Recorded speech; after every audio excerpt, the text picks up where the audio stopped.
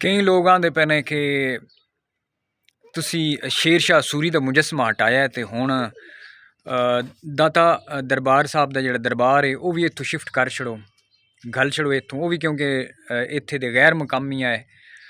मुल्तान दे जिहड़े पीरां दे बने ने उत्थे दरबार, वो भी वापस गल छड़ो क्योंकि वो भी गैर मुकामी है। या होर जिहड़े पंजाब दे विच पीर ने जिहड़े बाहरों इत्थे आए। अच्छा मज़े की गल है कि वह सारियां नूं जनाब वो बनाते पे ने कि अफगानिस्तान तो आए। भाई इन्हां दा अफगानिस्तान दे नाल की तल है कि अल्लाह ताला दा पैगाम देंदे आए थां थां हर थां, और अफगानिस्तान दे विचों भी लंघ के आए, लेकिन उत्थों लंघ के सिर्फ आए। तुसी इन्हां नूं अपना बना के उत्थे मतलब अपनी तुसी पहचान बना के, हुण जिथे बैठे ने उत्थे दी पहचान तुसी नहीं बनाते कि भाई पंजाब विच आए तो पंजाब दे ने।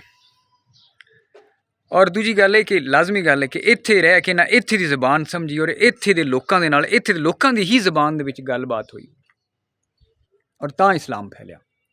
और दूजी गल है कि तुसी हमला आवर ते एक पीर ते फकीर नूं, एक अमन ते मुहब्बत की गल करन वाले नूं, अल्लाह ताला दे अहकामात दस्सण वाले नूं तुसी बराबर किवें कर सकदे हो?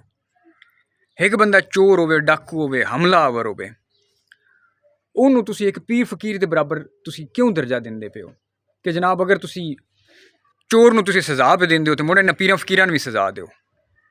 और शर्म करो यार, ये कोई अकल वाली गल करो। तुसी जिहड़ियां दलीलां देंदे पे हो ना सोशल मीडिया के जिहड़े साइंसदान ने, कोई अकल नूं हत्थ मारो।